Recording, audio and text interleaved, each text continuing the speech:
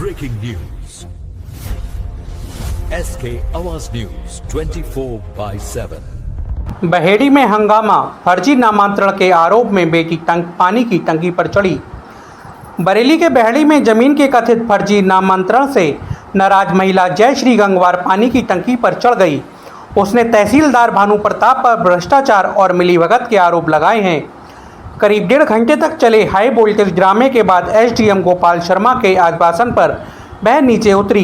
SDM ने मामले की जांच और पुलिस को कार्रवाई के निर्देश दिए हैं। महिला का आरोप है कि पिता और दादी की मौत के बाद फर्जी दस्तावेजों के आधार पर जमीन का नामांतरण किया गया है। नाम है आपका? मेरा नाम जयश्री गंगवार है। कहाँ की रहने वाली हैं? मैं बरेली शास्त्री नगर की रहने वाली हूँ। बहेड़ी में आई हैं, क्या मामला है? ये मेरे मायके की ज़मीन है, जो ये मेरा मायका पड़ता है दमकोदर ब्लॉक में, ग्राम ज़मीन है। तो मेरे पिता की जो ज़मीन है उसको मेरे विरोधियों ने एक मृत महिला को जीवित दिखा के नामांतरण करवा लिया। विरोधी कौन? विरोधी ये है पोशाकीलाल और गंगाधर। मेरा एक सीधा सा ये सवाल है कि जो महिला 2024 में मर चुकी है, उसके नाम से 2026 में नामांतरण कैसे हो गया?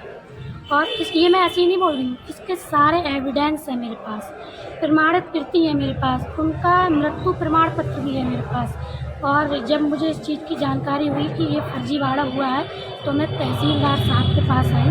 तो सबसे चिंता वाली बात तो ये है कि तहसीलदार साहब उन्हें मृत व्यक्ति को मृत मानने को तैयार नहीं है कि जो महिला मर चुकी है, ठीक है, उसके नाम से कैसे नामांतरण हो गया। और आदेश हुआ है उसमें जो अंगूठे का निशान लगा है उनके, और मेरी नज़र में तो ये गंभीर अपराध है।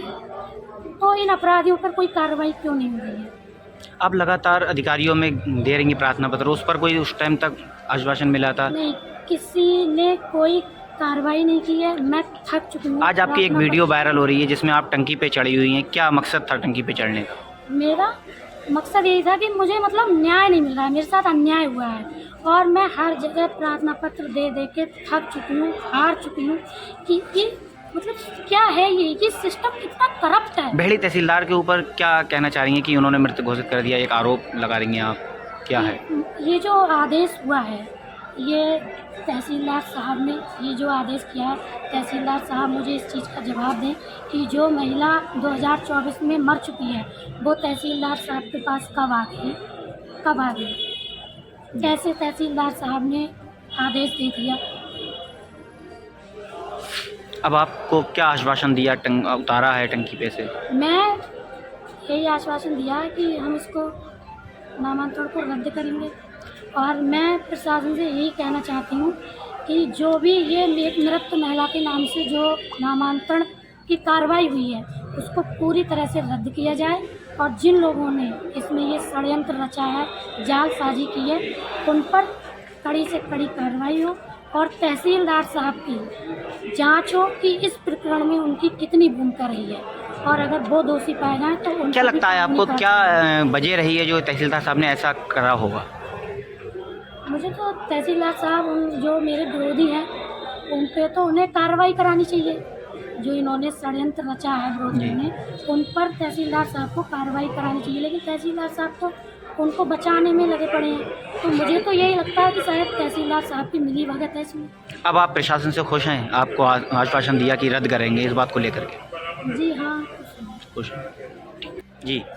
मेरा एक सवाल है सभी से कि अगर एक मृतक व्यक्ति के नाम से राजस्व रिकॉर्ड में कार्रवाई हो सकती है, तो आम आदमी अपने अधिकारों के लिए और अपने सरकारी रिकॉर्ड की सुरक्षा के लिए वो कहाँ जाए? मेरा एक सवाल है सभी से कि अगर एक मृतक व्यक्ति के नाम से राजस्व रिकॉर्ड में कार्रवाई हो सकती है, तो आम आदमी अपने अधिकारों के लिए और अपने सरकारी रिकॉर्ड की सुरक्षा के लिए वो कहाँ जाए?